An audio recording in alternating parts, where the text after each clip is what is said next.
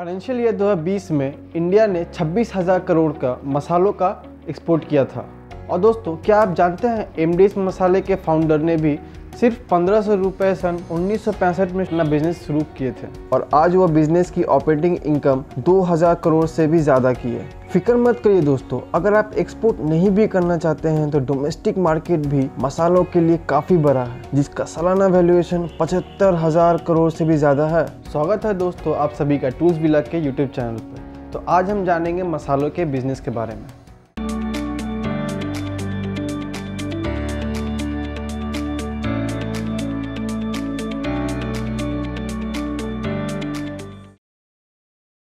मसाले के बिजनेस के लिए बेसिकली आपको 3 चीज़ों की ज़रूरत पड़ती है।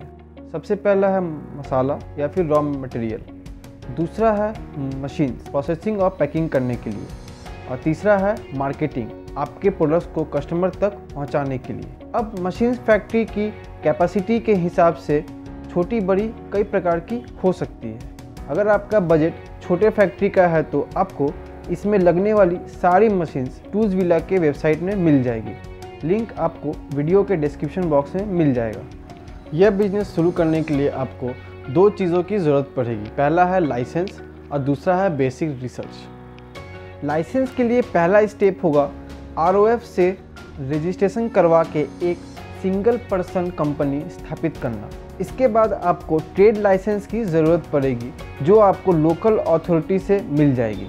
उसके बाद आपको उद्योग आधार की ज़रूरत पड़ेगी जिसे आप ministry of micro small and medium enterprises से रजिस्टर करवा सकते हैं। इसके बाद आता है बेसिक रिसर्च। मसालों में कई प्रकार की कैटेगरी होती है, जैसे कि रेगुलर मसाले, कुछ कॉम्बिनेशंस और कुछ स्पेशल हेल्थ फोकस्ड मसाले। तो बिज़नेस स्टार्ट करने से पहले आपको सबसे पहले ये डिसाइड करना पड़ेगा कि रॉ मटेरियल के अवेलेबिलिटी के हिसाब से आपके लिए कौन से मसाले का व्यापार सही रहेगा। इस बिज़नेस के लिए गवर्नमेंट की फूड प्रोसेसिंग इनिशिएटिव्स के तहत आपको कई प्रकार के लोन्स भी बैंक से मिल सकते हैं, और अगर आप महिला हैं तो लोन प्रोसेस में एडवांटेज ही मिलता है। आइए हम जल्दी से एक गूगल रिसर्च कर लेते हैं। हम देखेंगे कि हल्दी क्या प्राइस में ऑनलाइन सेल हो रही है। बट इसमें दोस्तों यह देखने वाली बात है कि कंपनी ने कुछ डिफरेंट करने की कोशिश की है पैकेजिंग को लेकर और प्रोडक्ट क्वालिटी को लेकर, जिसे लोग पसंद कर रहे हैं और ऑर्डर भी कर रहे हैं। तो किसी बिजनेस का नहीं चल पाने में मार्केटिंग और ब्रांडिंग का बहुत बड़ा रोल होता है। तो दोस्तों आप खुद बताइए, इन दोनों को देखकर आपको कौन से प्रोडक्ट में ज़्यादा ट्रस्ट जनरेट हो रहा है और कौन सा ज़्यादा बड़ा ब्रांड लग रहा है। और दोस्तों पैकेज मसालों का मार्केट 400 करोड़ का है और 5 से 8% के हिसाब से हर साल ग्रो कर रहा है। रॉ मटेरियल की क्वालिटी भी आपके मसाले के बिजनेस में एक बहुत बड़ा रोल रखती है। आज के इस न्यू एज बिजनेस में आपको डिजिटल मीडियम का सहारा लेना चाहिए। आपके प्रोडक्ट के एडवर्टाइजिंग के लिए फेसबुक, इंस्टाग्राम या फिर कई ऐसे प्रकार के डिजिटल मीडियम जहां से आपके प्रोडक्ट को ज़्यादा से ज़्यादा लोगों तक आप पहुंचा पाएँ। मसाला मैन्युफैक्चरिंग के बिजनेस में इसलिए डिमांड है क्योंकि घरेलू ज़रूरत पूरी हो करने के बाद भी इंडिया से लाखों टन मसाले एक्सपोर्ट होते हैं। अब समझते हैं मसालों का क्लीनिंग एंड ड्राइंग प्रोसेस। मसालों का रॉ मटेरियल्स आपके पास पहुंचने के बाद उसे तैयार करने का एक लॉन्ग प्रोसेस है। जैसे कि पहला स्टेप आता है क्लीनिंग का।